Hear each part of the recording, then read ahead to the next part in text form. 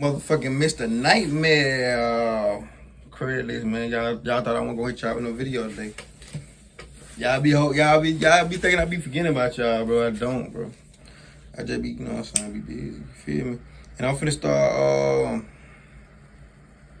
working at my old job. So shit, y'all gonna have to. It gonna be have a scheduled set time like I used to. Like I might not post I might post videos Monday, Wednesday, Thursday, or Wednesday through Wednesday, skip Friday, and make a video Saturday type shit. But either way, y'all gonna get video regardless. But yeah, it's a nightmare, man.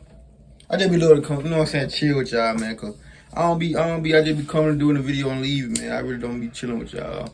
And I'm gonna start going live to the focus, shit talking on the 3 disturbing ads with, 3 Craigslist ads with disturbing backstories. Yeah, we'll see what they got going on, man.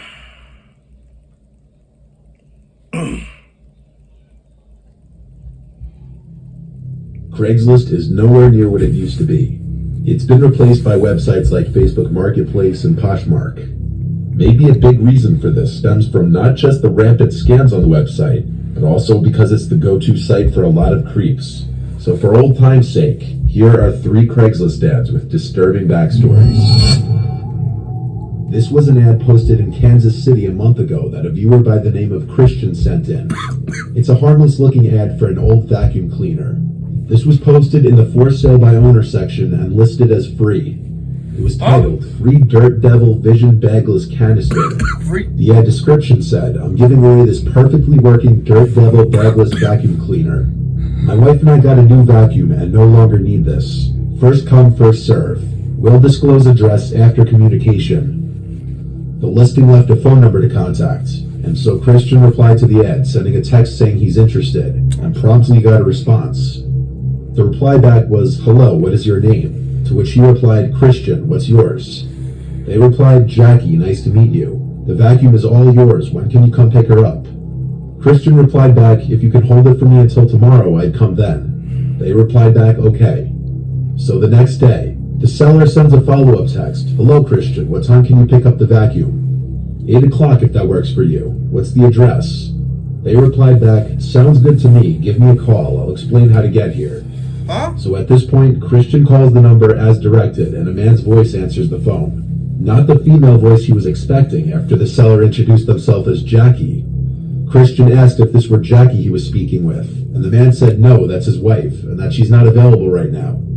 This was the first red flag for Christian, since it was the same number he was contacting the whole time. Yet apparently both this man and his wife were using it, which would just seem a little unusual to anyone, since no one really shares cell phones.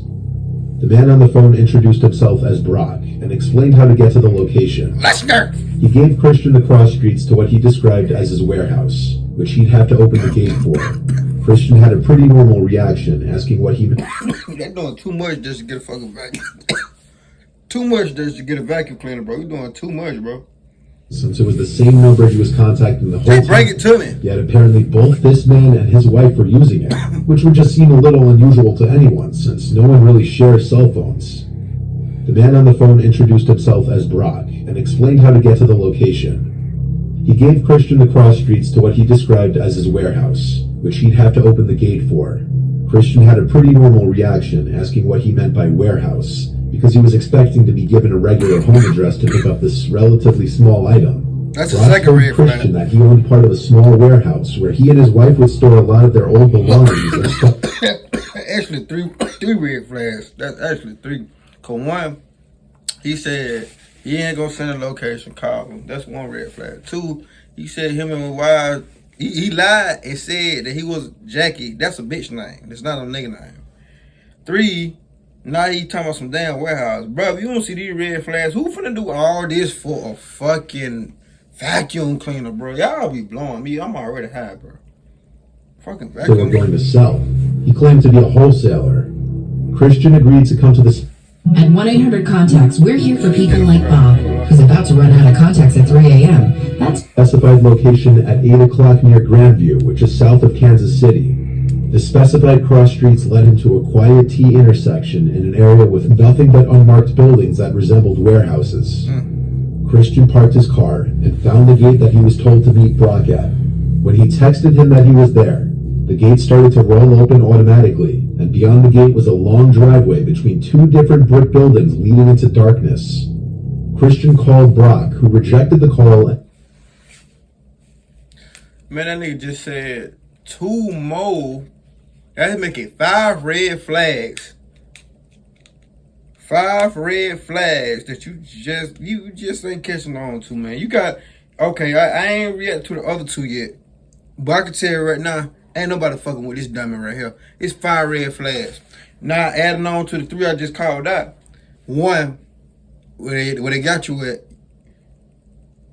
they can open the gate, but you can't open the gate. 1. 2, you call him, he declines your call. Bro, who finna do all that for a vacuum cleaner? Like, just go to Walmart. Just go to fucking Walmart. A quiet T intersection in an area with nothing but unmarked buildings that resembled warehouses. Christian parked his car and found the gate that he was told to meet Brock at. When he texted him that he was there, the gate started to roll open automatically, and beyond the gate was a long driveway between two different brick buildings leading into darkness. Christian called Brock, who rejected the call and texted Christian to come inside the gated area and inside the warehouse straight ahead. It was so dark ahead of him that he couldn't even see a warehouse. Christian asked Brock to bring the vacuum outside by the gate, and this is where the alleged Brock person stopped answering. After trying to call Brock's number multiple times, eventually the calls would go straight to voicemail, likely because Christian's number was blocked. Damn. So Christian hurried back to his car and rushed home.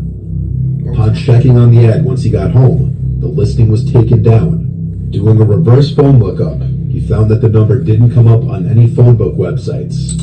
By avoiding going beyond that gate and into the darkness and unknown ahead, he likely avoided something terrible. I ain't gonna lie. The following Craigslist ad was posted on May 24th of 2012. On the surface, it looks a little unusual, but like something you could expect to see on the casual encounter side of Craigslist. The poster of the ad said he was looking for a male who was interested in becoming an actor in a personal movie he was making. His requirements for the person included being between the age of 18 and 35 and good-looking, and including a face and body picture.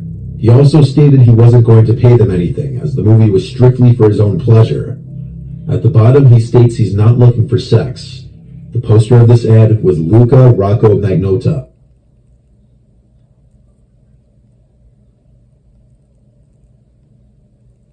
I ain't gonna say it now. Y'all be knowing what I want to say. I ain't gonna say it though. Requirements for the person y'all be knowing, bro. 18 and 35 and good looking, and including a face and body picture. He also stated he wasn't going to pay them anything, as the movie was strictly for his own pleasure.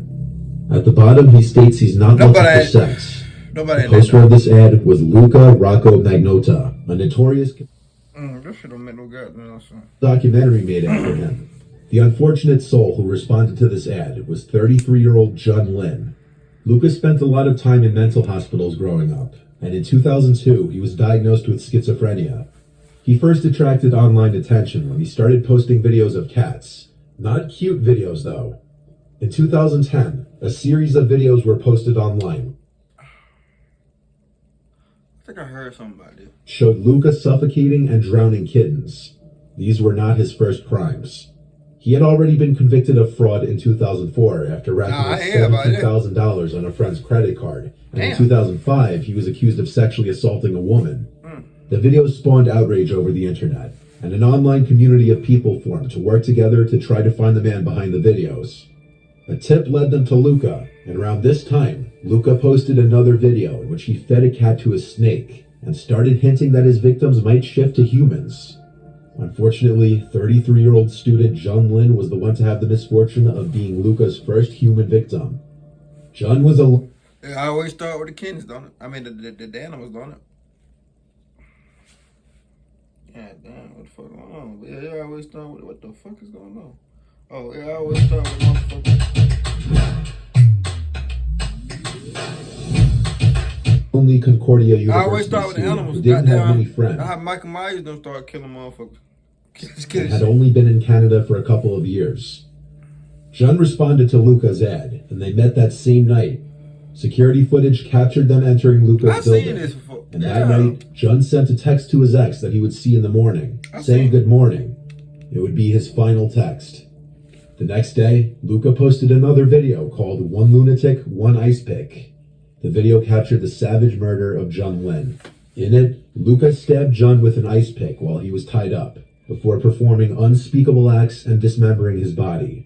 A few days later, viewers of the video were attempting to report the crime to police, but the reports were dismissed by police because they believed the video was fake. I never heard this one. By then, Luca had already started disposing of the body.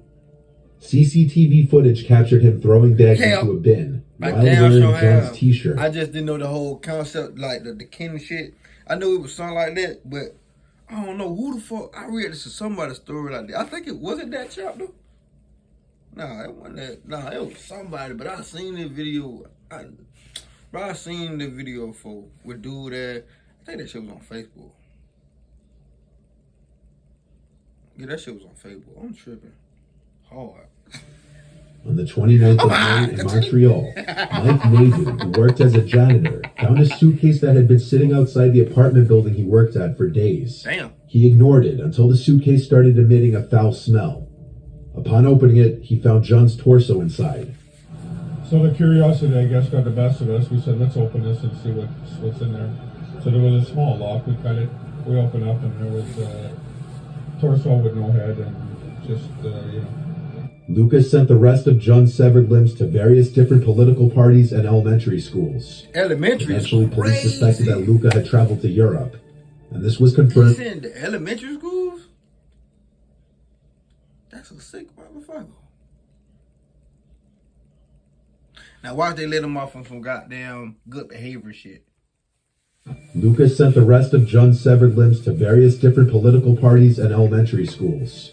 Eventually, police suspected that Luca had traveled to Europe, and this was confirmed when CCTV footage caught him in Germany. Authorities were able to arrest him in an internet cafe in Berlin on the 4th of June, where he was sitting reading articles about himself. In 2014, he was found guilty of first-degree murder, publishing obscene materials, committing an indignity on the body, and criminally harassing the Prime Minister, and he was sentenced to life in prison. Knowing all of this information makes this little Craigslist post that usually wouldn't bat much of an eye in the casual encounter section incredibly disturbing. No cocksucker. This last one happened to a freshman girl in college who I'll refer to as Christina.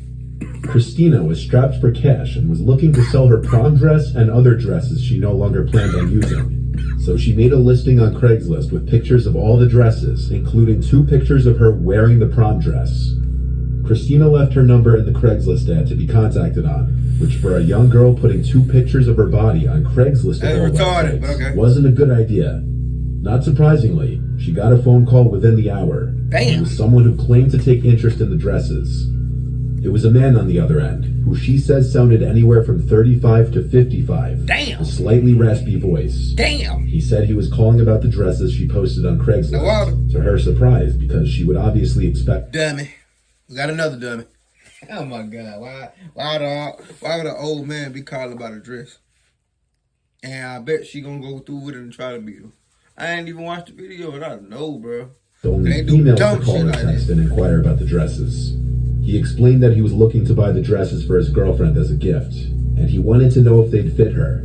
So Christina told him all the sizes and prices per dress. The man asked for more pictures of the dresses if possible, which she agreed to. So she kept him on the phone on speaker while she took more pictures of the dresses laid out on her bed. Mid doing this, he started asking more questions that progressively got weird. Man, what the fuck is going on? She on the phone with him like they've been knowing each other. What the fuck? If she get kidnapped, that's her fault. I'm sorry. Man, if she get kidnapped, that's her fault. Told him all the sizes and prices per dress. The man asked for more pictures of the dresses if possible, which she agreed to. So she kept it. Fuck that. This for my females that be watching my shit. You know I got some females out there that be watching my shit. Y'all comment, y'all show love. Thank y'all. But females, Would y'all do this? Would y'all, if y'all selling something online and the dude that you sell it to want to see more pictures, is y'all gonna go call him and send pictures while y'all doing it? You might well get on FaceTime with him. Is y'all gonna do that though? I know y'all ain't doing that shit. On the phone on speaker I hope while she not. took more pictures of the dresses Hope laid out not. on her bed. Mid doing this, he started asking more questions that progressively got weirder, starting with how tall she was, how the dress fits up there, and what size bra she wears, to which Christina started feeling uncomfortable, mentioning to him that's not relevant. He apologized and said he just wanted to make sure it would be a good fit for his girlfriend. He then proceeded to ask if the dresses were tight on Christina, and she replied some of them are moderately tight. The next question was where Christina really started to question this man's intentions. He asked if there was any chance she could send him pictures with her wearing all of the dresses to get a better idea of if they'd fit his girlfriend. After a few seconds of silence because Christina didn't know what to say, the man on the other end asked if she used to wear panties under the dresses, followed by a short, creepy chuckle. She's still on the phone. And then he said, "You have a really cute voice." She's still on the phone. Christina hung up the phone and blocked the number. Oh. She also took the ad down from Craigslist and didn't plan on listing it again on there. But she would later find out that he would start stalking her after a random account started following her on Instagram and requested her on Facebook. Both accounts had no pictures and the name Mike Allen. Mike A quick Allen. lookup of the number that called her revealed the name Michael Allen on Google. This meant she was now dealing with a stalker situation, and it only got worse from there. When she blocked both accounts, she kept getting calls from a no caller ID number, and it only stopped when she set up silence unknown callers on her phone. The stalking didn't end there. Damn. One night later, there was a running car with its lights off parked outside Christina's house. She noticed this before going out. She called to her dad to point it out as possibly being the guy who had been stalking her, and as soon as her dad stepped outside, the car drove away with its headlights still off. See, I'll be that daddy. Tell At me. this point, Christina's I'm dad coming sent a outside with threatening chop. text to the man's number, and then tried calling multiple times to no avail. I'm coming to outside end up with it. leaving a loud voicemail. I'm coming outside with a It chop. seemed to do the trick, as the stalking stopped as far as they know, and hopefully that's the case for good. Christina was smart in how she handled this, hanging up and blocking the number as soon as the man made creepy comments, and Yeah. blocking his social media accounts. She did good though, man. Unfortunately, there's not much to do once someone has your number if they want to stalk you. Here's your A address. lot of your information can be found just through that. That's okay. That's why it's best that if by some chance you still use Craigslist, don't use your real phone number. Facts. And you got all these texts now, apps and all that shit. You call motherfuckers off of. Y'all know you start using y'all real number, man. That being said, give it a thumbs up, man. I know I'm gonna make the video long. I ain't gonna lie to y'all, cause this is the only video y'all get today. All my shows come on tonight, so I ain't too much doing shit. And tomorrow Wednesday, so I might do a video for y'all tomorrow too. If I find one, probably gonna be that chapter. If I do that chapter, I'm gonna have to do another video. But anyway, man, give the video a thumbs up, like, subscribe, share my focus on that video. Let riding.